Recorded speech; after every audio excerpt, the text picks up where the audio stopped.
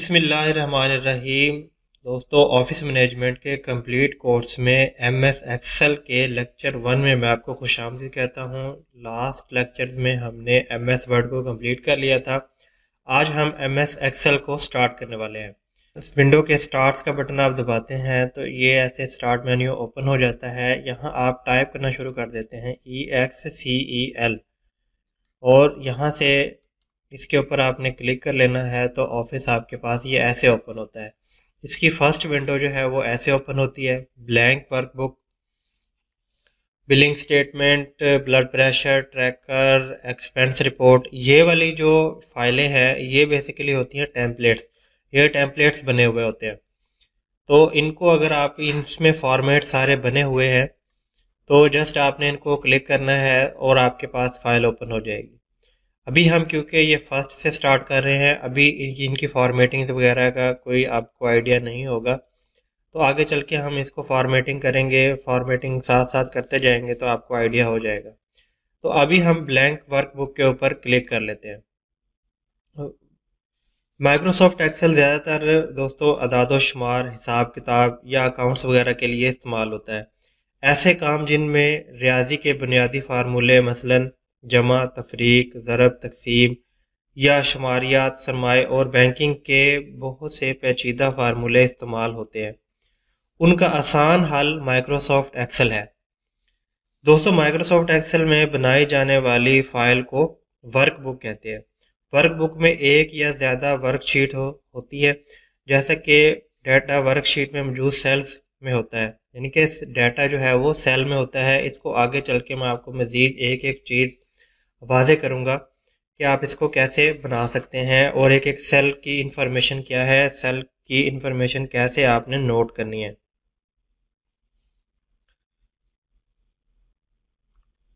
अगर देखें कि एक्सेल की फ़ाइल हमने ओपन कर ली है, ओपन करने के बाद आपने ये फ़ाइल मेन्यू में जाके यहाँ से आप अगर न्यू के ऊपर क्लिक करते हैं तो ये एक और एक्सेल की फ़ाइल जैसे मैंने आपको पहले ओपन करके दिखाया था वैसे ही ओपन हो जाती है।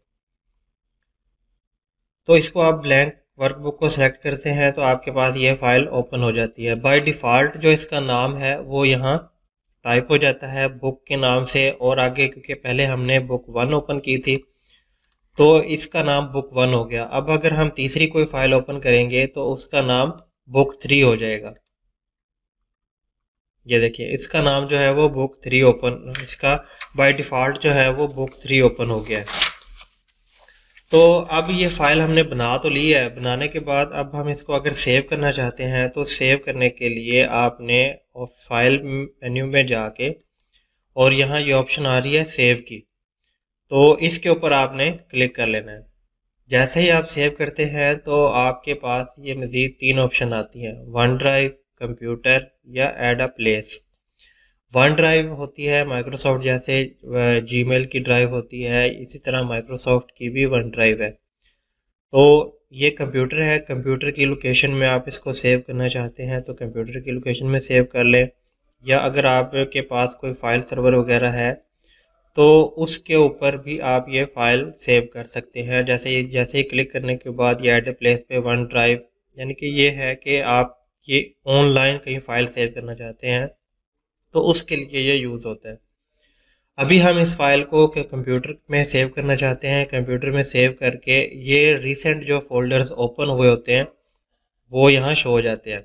यहाँ से ब्राउज़ के ऊपर क्लिक करेंगे आप तो आपके पास एक और विंडो ओपन हो जाती है, जिस तरह के माई कंप्यूटर की हम विंडो ओपन करते हैं तो ये बाय डिफ़ॉल्ट जो फाइल सेव होती है वो होती है यहाँ डॉक्यूमेंट्स में। तो इस फाइल का नाम आप रख लें कोई भी, ये हम इसका नाम रख लेते हैं यहाँ से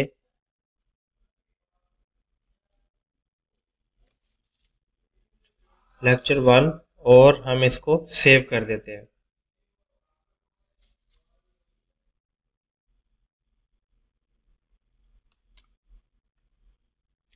देखेंगे फाइल का नाम हमने रखा है तो लेक्चर 1 इसका फाइल नेम हमने इसका रखा है, तो ये लेक्चर 1 जो है वो इसका फाइल नेम आ गया है।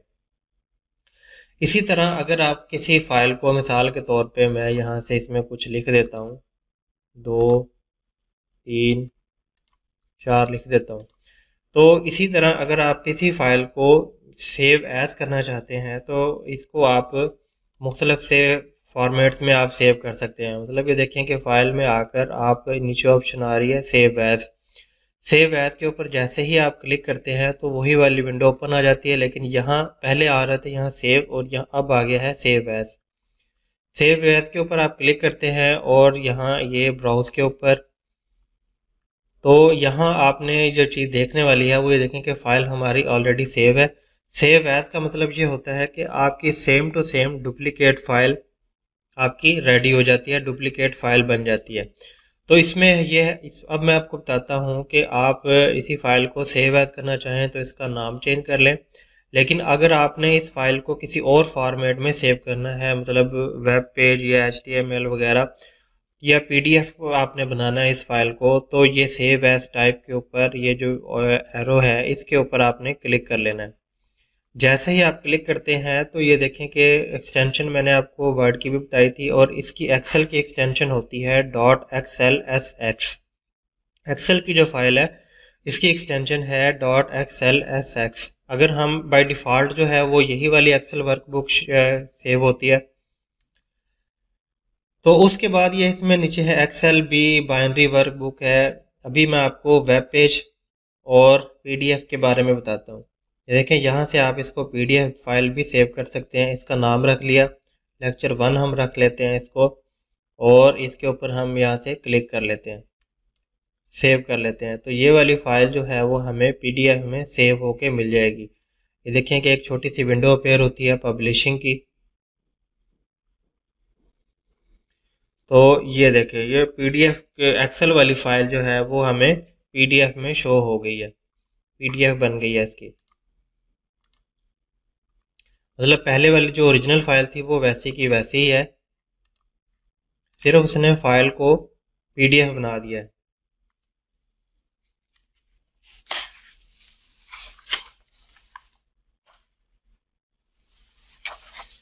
बाय डिफ़ॉल्ट जो फाइल सेव होती है वो होती है डॉक्यूमेंट्स के अंदर, लेकिन अगर आप इसको चेंज करना चाहते हैं तो चेंज करने के लिए यहाँ से ये देखें फाइल के ऊपर आके ऑप्शन वाली जो एक ऑप्शन है इसके ऊपर आप क्लिक करते हैं तो यहाँ ये है इसमें सेव का फोल्डर।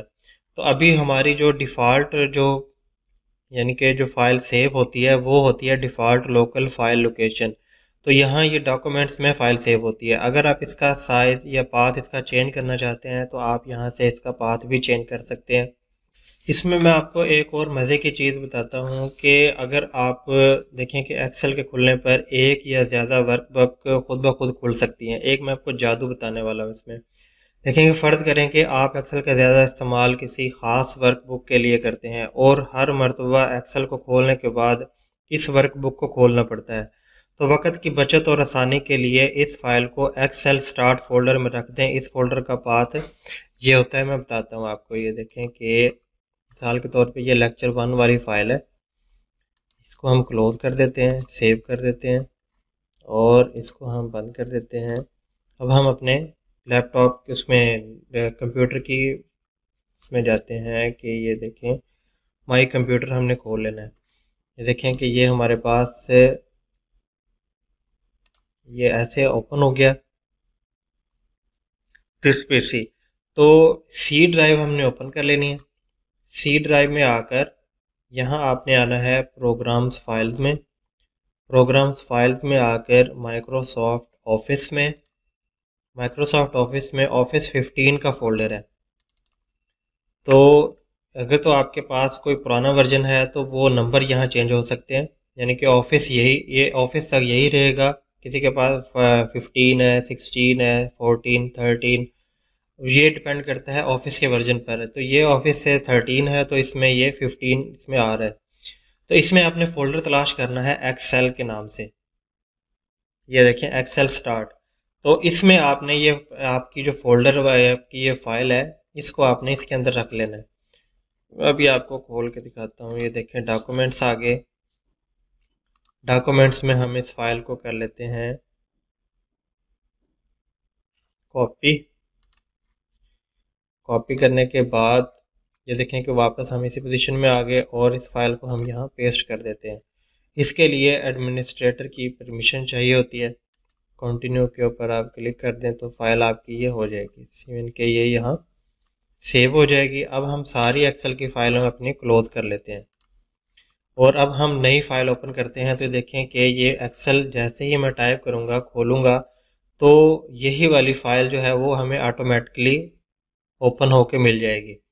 इसका यानी कि इसको कहते हैं कि प्रोग्राम खोलने पर किसी वर्कबुक को खोलना, मतलब जैसे ही आप एक्सेल की फाइल खोलते हैं तो आपकी ये जो आप जिस फाइल में आप ज़्यादा काम करते हैं वो फाइल आपको मिल जाएगी।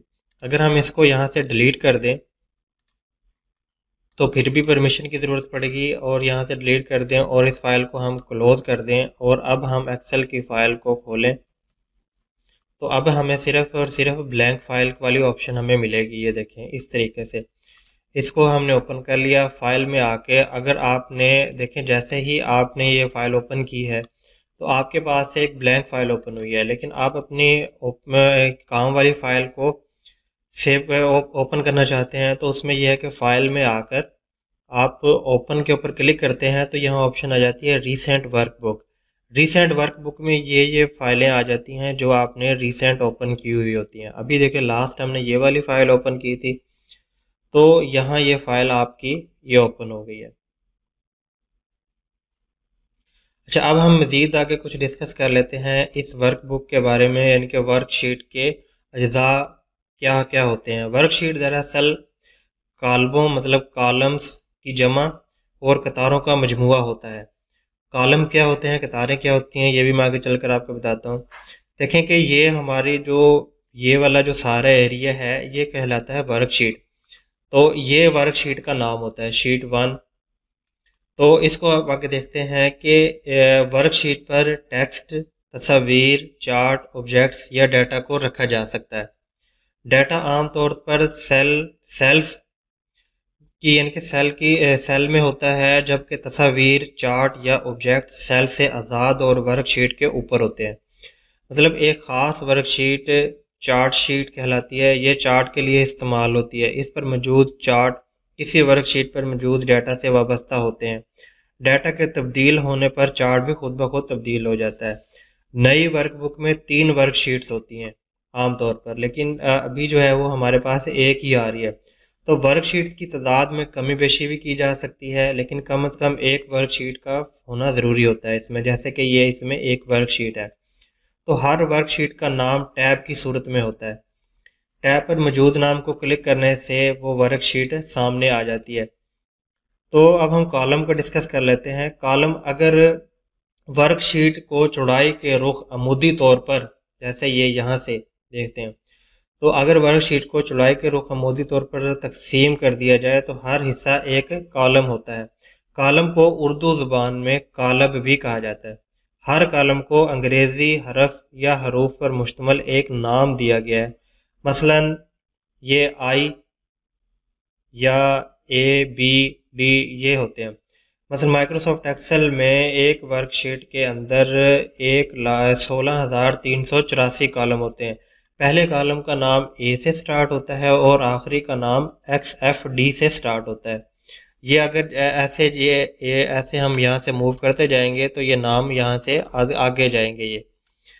तो अभी क्योंकि मैं आपको जस्ट एक ओवरव्यू दे रहा हूँ कॉलम का, अब हम रो की बात करते हैं। ये वाले हमारे कॉलम हो गए हैं और अब हम रो की बात करते हैं। ये हमारी रो होती हैं। देखें कि अगर एक वर्कशीट को ऊंचाई के रुख उफ़क़ी तौर पर तकसीम कर दिया जाए तो हर हिस्सा एक रो होगा। रो को उर्दू ज़ुबान में कतार भी कहते हैं। हर कतार को एक नाम दिया गया है। ये नाम एक अदद होता है। मसलन पहली कतार का नाम 1 है। ये नाम वर्कशीट पर बाएं जानब होते हैं ये वाले। तो एक वर्कशीट में 1,48,576 लाइनें होती हैं ये वाली नीचे से। अब हम बात कर लेते हैं ये जो बॉक्स बना हुआ है इसको क्या कहते हैं। इसको कहते हैं सेल। सेल एक कॉलम और कतार की मुश्तरका जगह को सेल कहते हैं। हर कॉलम हर कतार को ज़रूर कता करता है, मतलब इसलिए सेल का नाम एक कॉलम और एक कतार के नाम का मजमुआ होता है। जैसा कि देखें कि ये आ रहा है यहाँ AD4 से और D4 का मतलब ये है कि ये D और ये 4 है, मतलब ये D इसका कॉलम है और 4 इसकी रो है। तो इन्हीं नंबरों को इन्हीं नाम के साथ हमने अपने फार्मूला का या सेल का एड्रेस हमने याद रखना होता है।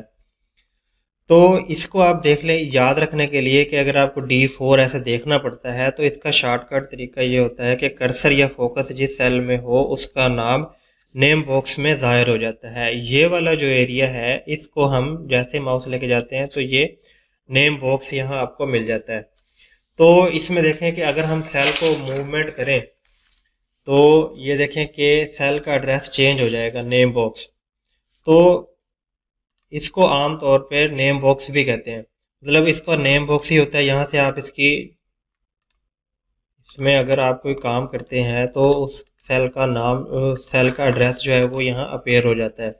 तो दोस्तों अब हम बात कर लेते हैं रेंज की। मतलब रेंज ये होती है कि एक से ज़्यादा सेल्स के मजमूए को कहते हैं। मतलब किसी रेंज में शामिल सेल्स एक कॉलम, एक कतार या एक से ज़्यादा कॉलम और कतारें भी हो सकती हैं। मतलब ये हमारा एक सेल के अंदर है, इसको अगर हम माउस के साथ ड्रैग करके यूं कर लें तो ये हमारी रेंज बनती जाएगी।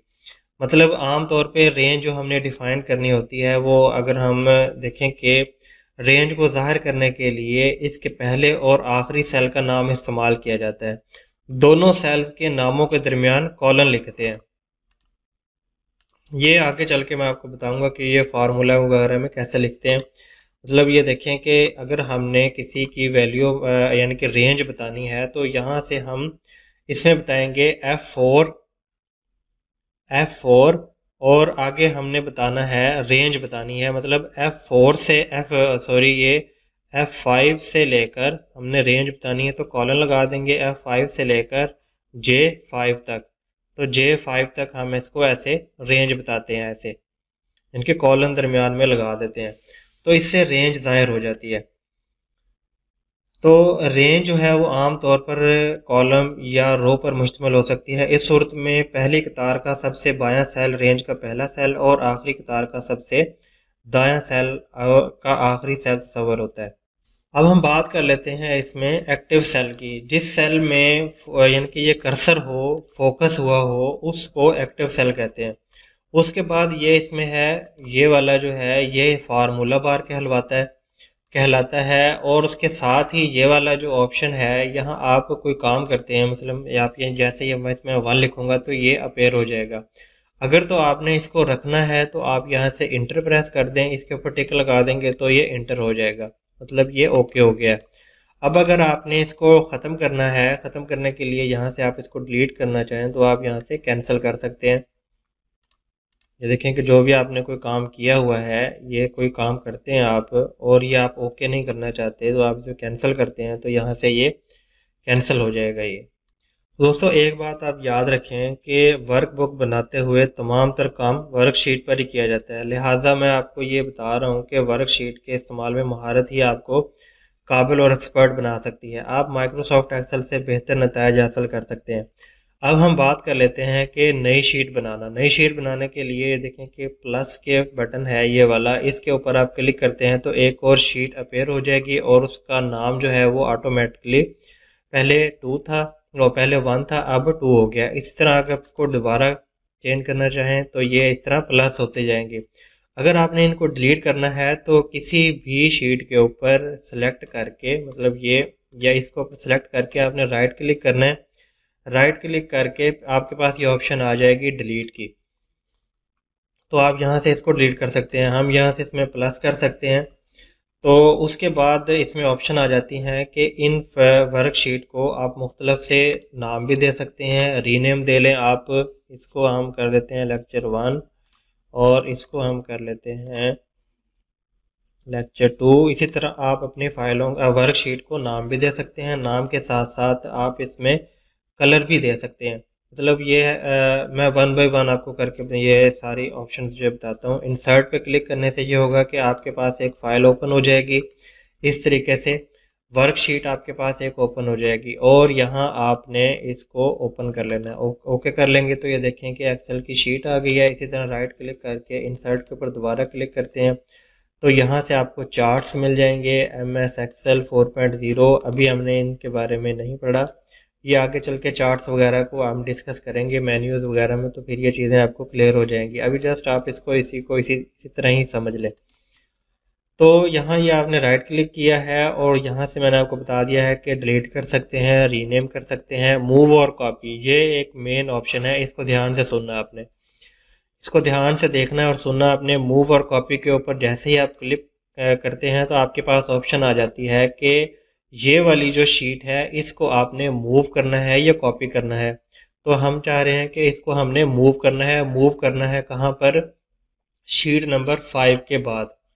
तो हम यहाँ इसको, या हम शीट नंबर 3 पे कर लेते हैं, तो यहाँ से ये मूव हो जाएगी। ये देखें, ये देखें कि शीट नंबर 3 से पहले जो है ये मूव हो गई है। अब हम इसको ये करते हैं कि मूव और कॉपी को, इसको वापस कर लेते हैं यहाँ से, इसमें मूव और कॉपी, और हम शीट नंबर 1, तो ये ऐसे वापस आ गई उसी लोकेशन पर। तो मूव और कॉपी के ऊपर नीचे मज़ीद और ऑप्शन है कि मूव टू एंड हो जाए और साथ ही इसकी एक और कॉपी भी बन जाए, मतलब ये डुप्लीकेट भी शीट बन जाए, मतलब ये वाली शीट यही रहेगी और उसके आगे कॉपी लिखा जाएगा, ये सबसे एंड में मूव हो जाएगी। ये देखें शीट आ गया, 6 आ गया, और ये 6 का पहले क्योंकि 1 है तो ये इसने 2 इसका नाम कर दिया है। उसके बाद इसमें ऑप्शन है व्यू कोड की, व्यू कोड को अभी आपने छोड़ देना है। उसके बाद इसमें ऑप्शन है प्रोटेक्ट शीट। प्रोटेक्ट शीट भी हम आगे चल के डिस्कस करेंगे, अभी आपने इसको यहाँ से छोड़ देना है। उसके बाद आपने टैब कलर है, टैब कलर में आप मुख्तलिफ शीट्स को मुख्तलिफ से कलर आप यहाँ से दे सकते हैं। ये देखें कि कलर अप्लाई हो गया, टैब कलर, इसको आप अपने, इसको येलो कर लें और इसको ये तो अपनी वर्कशीट को अपनी ज़रूरत के मुताबिक अपनी याददाश्त के लिए आप मुख्तलिफ से कलर भी इसमें दे सकते हैं। तो इसमें नीचे है कि हाइड है, हाइड की ऑप्शन आ रही है। हाइड में ये होगा कि ये वाली आपकी फ़ाइल जो है, ये वर्कशीट है, ये हाइड हो जाएगी और आपको यहाँ नज़र नहीं आएगी, लेकिन ये फ़ाइल में मौजूद रहेगी, मतलब ये डाटा इसमें मौजूद रहेगा। अब ये हाइड तो कर दी है हमने। हाइड करने के लिए अब हम इसको अनहाइड कैसे कर सकते हैं? अनहाइड करने के लिए इन्हीं शीट के ऊपर आपने क्लिक करना, राइट क्लिक करना है, और ये देखें कि ऑप्शन हमें मिल गई है अनहाइड। तो अनहाइड जैसे ही करेंगे तो आपके पास ये एक विंडो ओपन हो जाएगी कि कौन सी शीट आपने हाइड करनी है।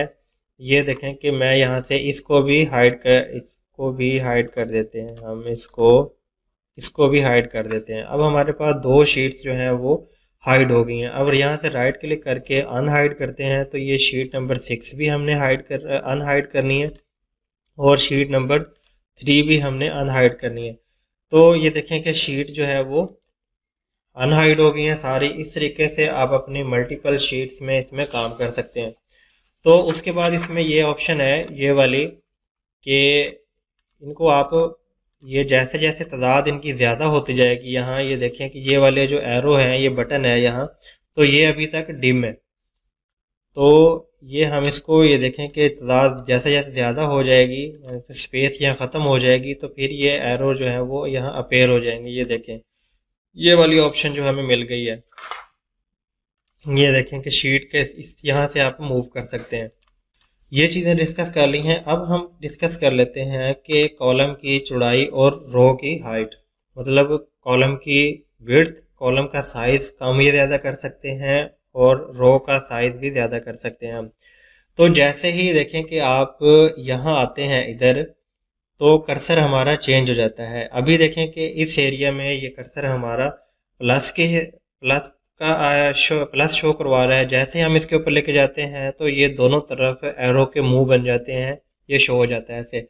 तो यहाँ से आप ये देखें कि ये जैसे ही हमने माउस का लेफ़्ट बटन प्रेस किया है तो ये देखें कि यहाँ इसकी विड्थ शो हो गई है और 80 इसके पिक्सल शो हो रहे हैं। अब मैंने माउस का बटन दबाया हुआ है और अब मैं इसको ड्रैग करता हूँ राइट साइड पर, तो देखें कि कॉलम का साइज़ जो है वो यहाँ से बढ़ता जा रहा है और कॉलम का साइज़ बढ़ता जा रहा है। तो इस तरीके से आप कॉलम का साइज़ जो है वो बढ़ा सकते हैं। तो इसी तरह आप रो की हाइट भी बढ़ा सकते हैं। रो की हाइट आप यहाँ से बढ़ाएंगे, किसी भी रो की हाइट आप बढ़ा सकते हैं। ये देखें कि ये वाला जो डिजिट है इसमें आपकी ये देखें 7 नंबर वाली जो रो है इसका साइज यहाँ से बढ़ गया है। तो इसका भी बढ़ा सकते हैं। एक बार में आप कई शीटों का भी बढ़ा सकते हैं। साइज यहाँ से आपने सेलेक्ट कर लिया और ये इस तरह करेंगे तो आपकी सारी शीटों का साइज जो है वो इक्वल चेंज होगा, मतलब इक्वल आपका साइज जो है वो चेंज होता जाएगा। इसी तरह आप कॉलम्स का सेल भी चेंज कर सकते हैं। मतलब ये है कि आप इसी तरह आप इसको इन तीनों को सिलेक्ट कर लें और इनका साइज यूँ बढ़ा लें आप, तो ये देखें कि कॉलम का साइज बढ़ गया है। ठीक है, तो अब ये है कि आपने, मैं आगे चल के आपको बताता हूँ, ये इसी सेल को अगर आपने डिलीट करना है, डिलीट करने के लिए कैसे पता चलेगा आपको कि डिलीट हुआ है या नहीं हुआ। यहाँ हम इसमें लिख लेते हैं 1 और इसमें लिख लेते हैं 3 और इसमें लिख लेते हैं 2। तो अगर आपने इस सेल को डिलीट करना है तो इस सेल को कैसे डिलीट करेंगे, ये यहाँ आपने सेल के ऊपर राइट क्लिक करना है। आपने राइट क्लिक करेंगे तो आपके पास यहाँ ये ऑप्शन आ जाती है इंसर्ट की। इंसर्ट करेंगे तो आपके पास एक और विंडो ओपन हो जाएगी। इसको मैं आपको आगे चल के अभी बता देता हूँ। ये देखें कि इंसर्ट के ऊपर क्लिक करते हैं तो आपके पास एक विंडो ओपन हो जाएगी। इसको हम देख लेते हैं कि यहाँ हम लिख लेते हैं 5 और यहाँ लिख लेते हैं 6। इसको समझने के लिए हमने 2 नंबर सेल सेलेक्ट किया हुआ है जिसका एड्रेस है F10, मतलब नेम बॉक्स में आ रहा है F10। इसको हमने इंसर्ट करना है एक और सेल यहाँ पर। तो इसमें ऑप्शन आ रही हैं कि शिफ्ट सेल डाउन, मतलब इस सेल के डाउन में एक और सेल अपेयर हो जाएगा, या शिफ्ट सेल राइट साइड पे अपेयर हो जाएगा। इनको 1 बाय 1 मैं आपको करके दिखाता हूँ। अभी हम इसी को ओपन करते हैं, मतलब इसके ऊपर ओके करते हैं। तो ये देखें कि ये वाला जो सेल था वो हमारा शिफ्ट हो गया है, मतलब मूव हो गया है, और यहाँ पर एक और सेल अपेयर हो गया है। तो दूसरा साइड वाला डाटा जो है वो सेम टू सेम है। कंट्रोल Z से हम इसको वापस कर लेते हैं और यहाँ से ये अनडू करने के लिए कंट्रोल Z आप वापस करेंगे। तो अगर आपने कोई काम गलती से टाइप कर दिया है, गलती हो गई है, तो आप अनडू कर सकते हैं कंट्रोल Z। और अगर आपका काम ठीक है और आपने गलती से कंट्रोल Z कर दिया है तो आप रीडू कर सकते हैं। इसकी शॉर्टकट की है कंट्रोल Y। तो अब हम इसको 1 बाय 1 देख लेते हैं कि ये इंसर्ट के ऊपर ऑप्शन आ रही थी कि shift cell as a right, तो ये राइट साइड पे मूव हो जाएगा। ये देखें कि ये 2 जो है वो राइट साइड पे मूव हो गया और 3 आगे चला गया है। अब हम वापस कर देते हैं इसको कंट्रोल Z और इंसर्ट के ऊपर दोबारा क्लिक करते हैं। अब देखें कि पूरी की पूरी रो हमने लेनी है। तो ये इंटायर रो और ये पूरा का पूरा सेल जो है वो नीचे हो गया है, मतलब ये वाली रो नीचे हो गई है और यहाँ एक और रो बन गई है, मतलब एक और लाइन जो है वो आपको मिल गई है। इसी तरह इंसर्ट के ऊपर अगर आपने कॉलम लेना है तो इसी तरह आपके पास ये देखिए कि ये वाले एड्रेस जो हैं वो सेम रहते हैं, जस्ट आपके पास ये वाली वर्किंग एरिया जो है इसमें कॉलम या रो आपको मिल जाएगी। ये देखें, तो ये देखें कि ये इसमें कॉलम हमारा ऐड हो गया है। ये वाले जो इनकी हेडिंग है वो यहाँ सेम ही रहती है। तो दोस्तों उम्मीद करता हूँ आज की वीडियो में आपको समझ आ गई होगी कि फाइल को किस तरह सेव करते हैं, सेव एज कैसे करते हैं, और वर्कशीट कैसे कलर चेंज कर सकते हैं, वर्कशीट कैसे ऐड कर सकते हैं, वर्कशीट कैसे माइनस कर सकते हैं, उनके नाम कैसे चेंज कर सकते हैं, सेल का एड्रेस कैसे याद रखते हैं। तो आज की वीडियो बस इतनी ही। दुआओं में याद रखिएगा। अगर आपने चैनल को सब्सक्राइब नहीं किया तो चैनल को लाजमी सब्सक्राइब कर लें और घंटी के बटन को दबा दें ताकि इस तरह के मज़ीद वीडियोस के नोटिफिकेशन आपको मिलते रहें। तो मिलते हैं नेक्स्ट लेक्चर में। अपना ख्याल रखिएगा। अल्लाह हाफिज़।